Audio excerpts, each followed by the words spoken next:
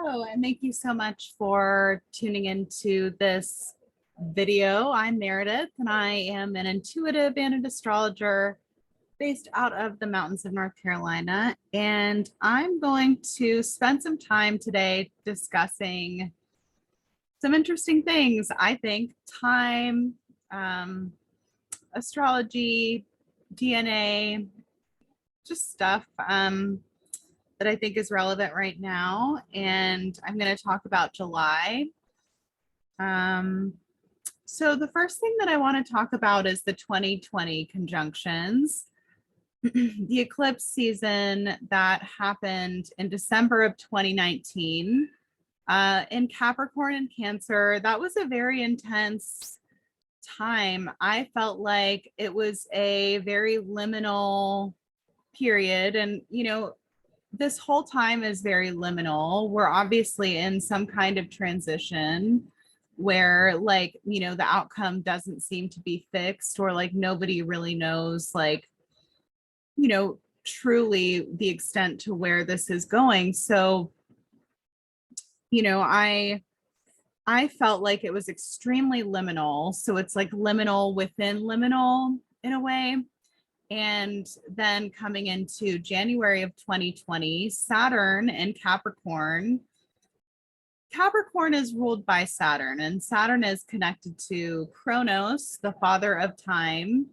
I believe in mythology, Kronos also ate his children. And, we kind of see through some of the alternative media that came up a lot with Saturn and Capricorn. It's the institutions and business and money and, Capricorn can be corrupt and greedy in its shadow phase. And so, the Saturn Pluto conjunction that happened in January of 2020 was a pretty big deal. And, it really brought us the coof, so to speak, but all of the measures that came along with that. In the US, maybe we got a watered down version, but in places like Canada and Australia and other Western countries, they really got a lot more tyranny, which is sort of the signature, in my opinion, of Pluto and Saturn connecting in Capricorn. I kind of thought it would be like a system collapse, which I do believe we're seeing that, but coming into 2020, I don't think I nearly expected what I saw, because I think I assumed that more people were here for a real, exiting from systems. So, but that was my mistake, obviously. So anyway, so a lot of this Capricorn transit too in our personal lives, with Pluto coming into Capricorn in 2008, Saturn coming into Capricorn 2017, Jupiter moving through Capricorn 2019. It was a lot about our personal relationship to power.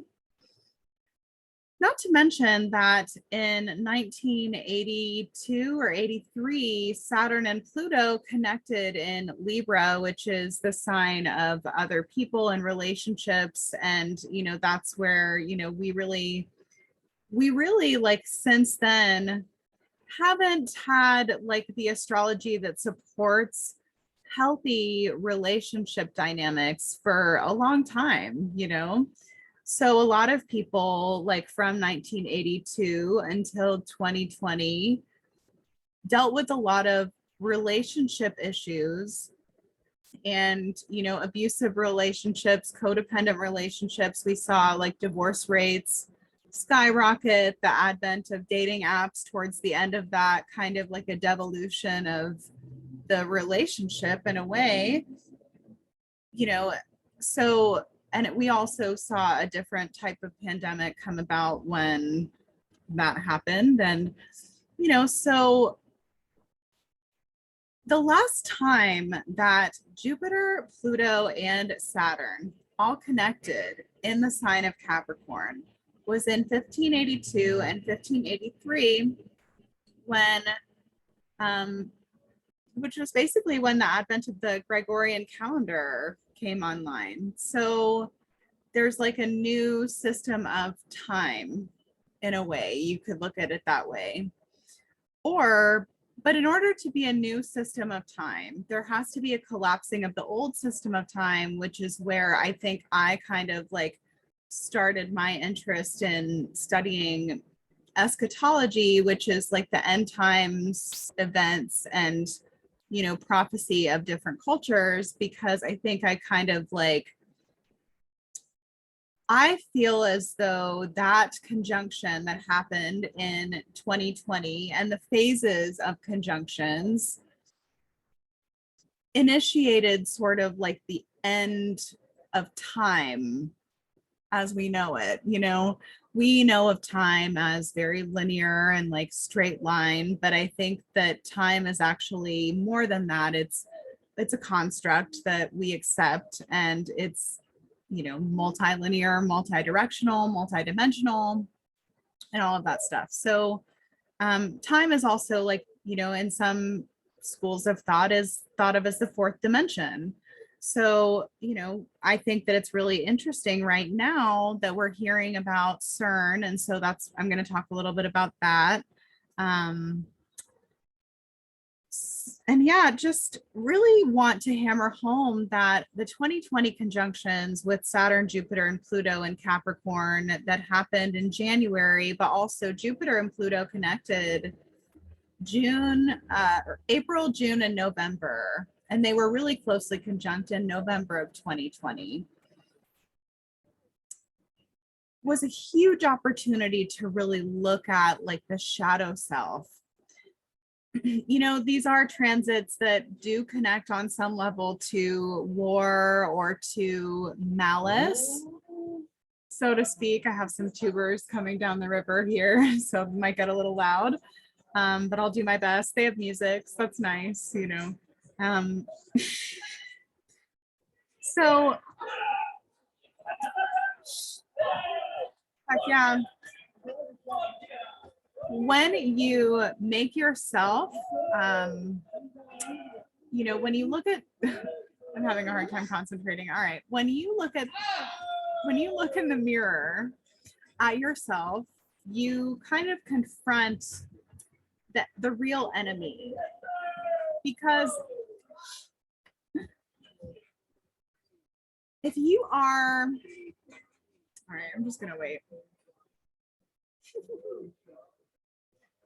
Cannot focus. No, it fell out like 30 minutes ago. What? Yeah, and it's bone dry inside.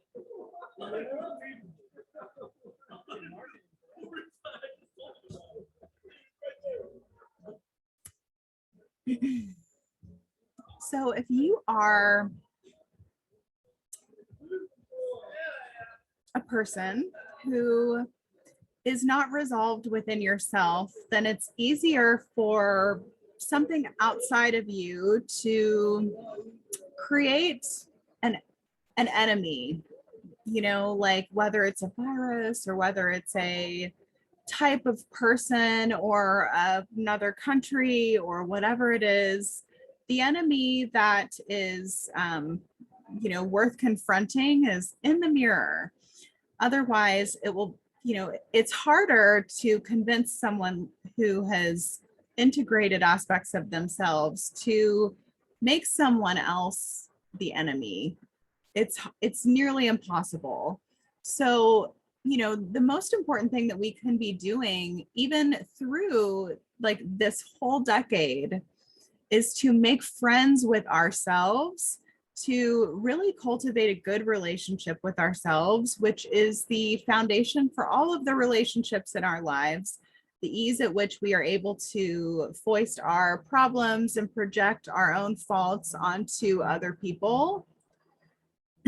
That's just, you know, a spiel, because the next thing that I want to talk about is, well, you know, then there was the Saturn Jupiter conjunction in December of 2020, which is sort of like, I don't know if anybody has seen The Dark Crystal, But in the dark crystal, there's a great conjunction, and that's like, kind of the one that they were referring to, I believe anyway, where it says it's the end of the world or the beginning. So, the planet functions on cycles. And so, I don't think that like having an end times type of, experience is necessarily uncommon for us to experience as souls, because on some level, there's some remembrance or recognition of like, some of this happening already, and there's some recognition of how the story goes, at least in some people. So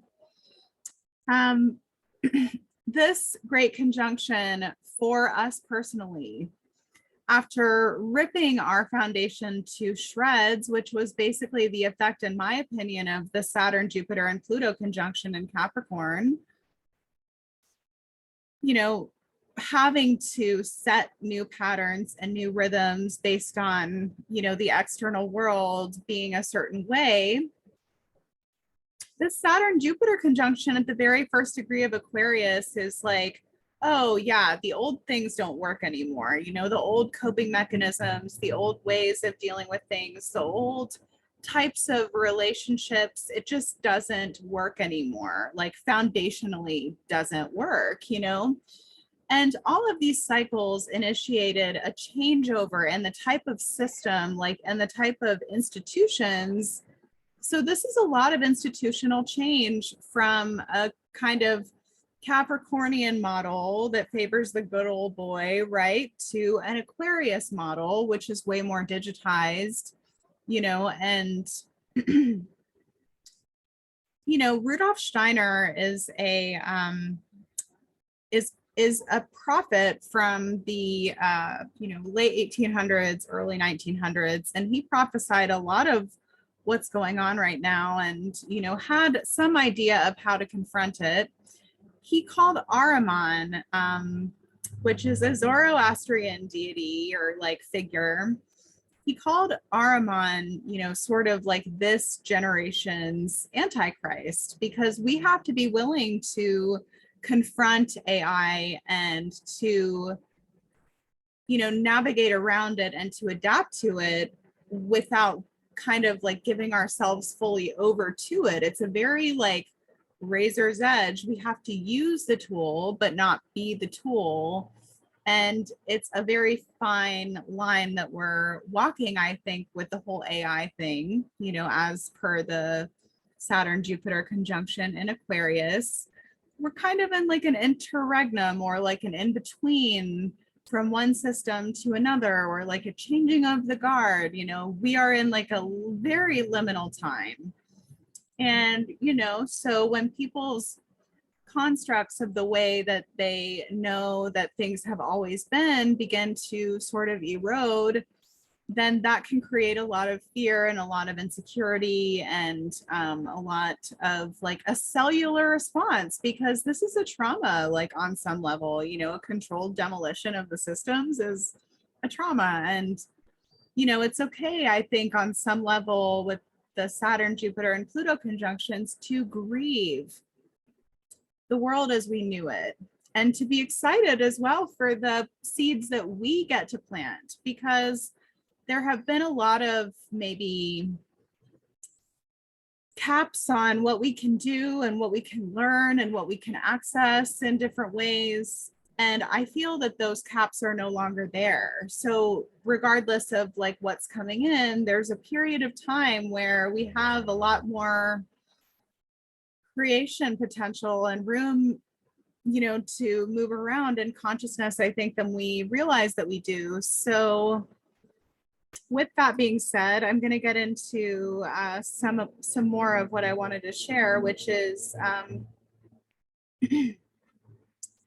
I wanted to share that in March of 2022, I believe it was like early March or late February, I made a video about Ukraine and Russia, and what I believe that this was like kind of a trigger to initiate, which has way more to do with economy and resources and things like that food, water, like energy, so I kind of and I thought that maybe, this was being used to trigger other things. So I said to the people in my Substack, I was like, would be good out of love, not out of fear, to see the people that I care about and love on here be kind of ready by the end of July and beginning of August, just ready with like reinforcements and things that you need to keep yourself nourished,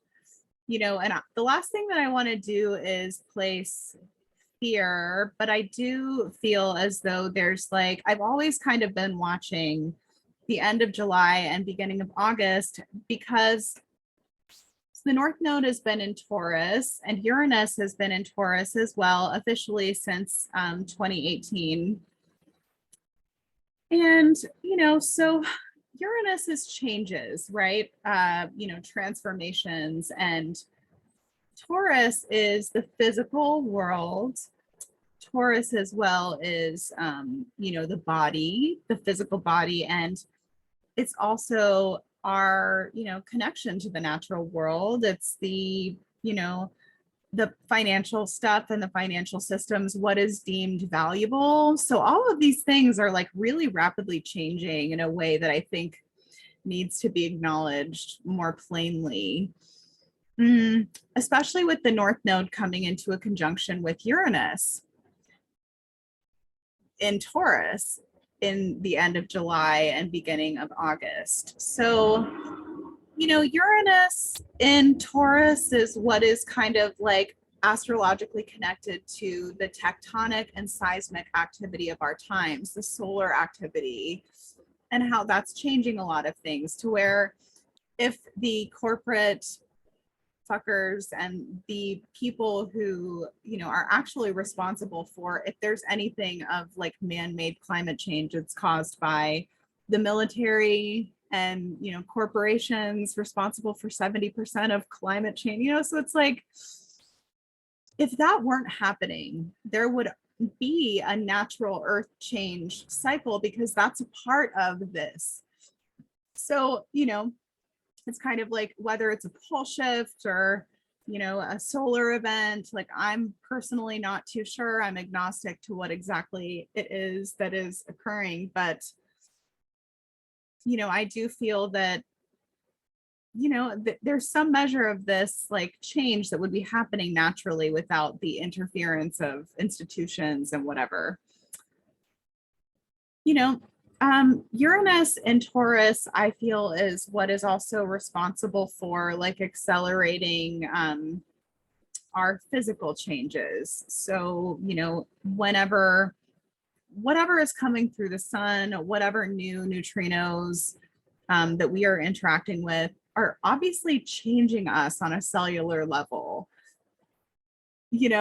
and I feel that so strongly, like every day in my body. And it's like hard for me to like ignore that or like, pretend that it's not happening, because I feel it like in my cells. I feel my, DNA doing some interesting things. I have like memory, like coming back to me in dreams. And I feel like that's all kind of a part of this process with the Uranus and Taurus making changes and adjustments to our physical body, and the North Node coming in to accelerate that change. So, in the end of July, my hope is that you have everything that you need around you and the people that you love can be like close to you, so that you can maybe go through whatever internal process needs to happen with the North Node and Uranus together. Because I really feel like there's so much liberation in that aspect as well. Because when, something is connected to the North Node, it's opposing the South Node. And the South Node is in Scorpio. So with Uranus and the North Node connecting here and the South Node in Scorpio over here, we have the ability to purge out a lot of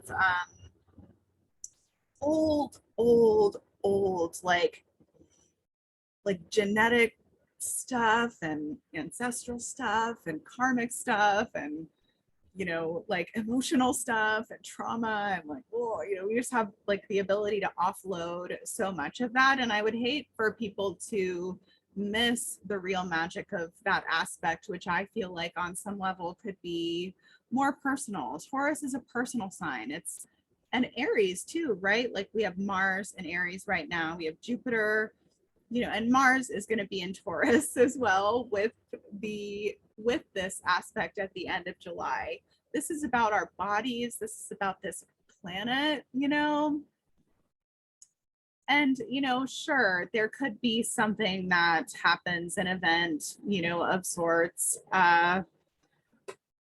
whether it's cyber or seismic or nuclear or grid down. I mean, it's not really worth to me like spending time like mentally masturbating on what that is, as long as I have looked at it ahead of time, prepared what I needed, and then all of that is good. And one thing that this Uranus North Node, upon further reflection, has made me think about is this Hadron Collider nonsense with CERN, and how apparently July 5th, they are running their third experiment and the largest experiment, and it's set to run until 2026. So,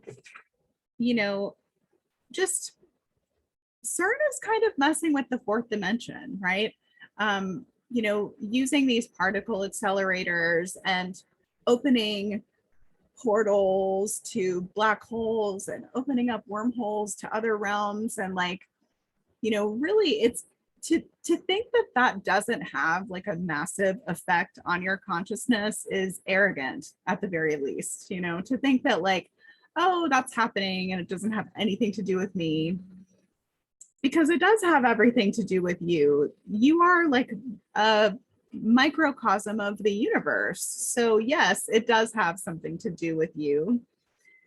And I think that whatever, the ripple is from this Uranus North Node connection, or from this, like the turning on of the Hadron Collider, I think that we could see the impact of that toward the end of the month and into August. It could feel like we stepped into a whole different universe, world, whatever, and so just wanting to share that as well.